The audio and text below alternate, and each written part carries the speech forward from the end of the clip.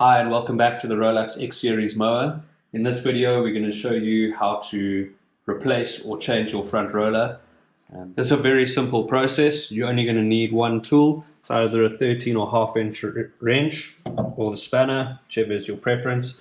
And the process is really just going to be to loosen two bolts and replace or exchange the front roller.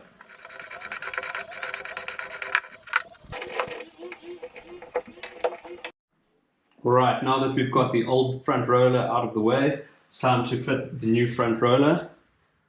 Place it in between the two here, the two brackets. As a pro tip, what you want to do is set it on its lowest height of cut, and that will just help you line up the bolts.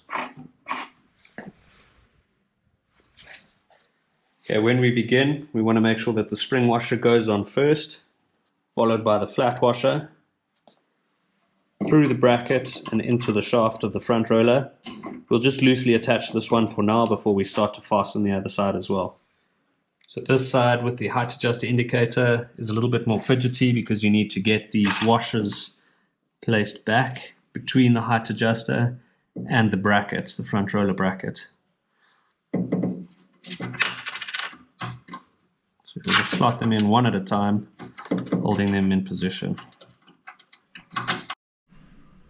So once you've got your bolt in place with all the washers, again between the height adjuster indicator and the front roller bracket, really the only thing that's left to do is to tighten those bolts and secure the front roller in place. The most efficient way to fasten the two bolts is to do it at the same time. So on the one side we're going to secure it, and the other side with the ratchet we're going to tighten.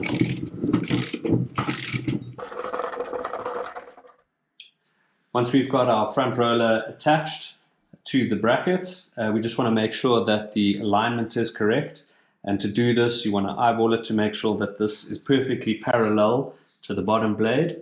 We've gone ahead and checked that it is.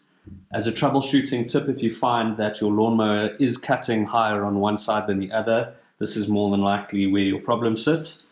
All that you'll have to do is to loosen this nut and ensure that the front roller sits flush to the top, and then retighten the nut. So once we've got our new front roller in place, all that's left to do is to remember to raise your height of cut back up to your desired setting.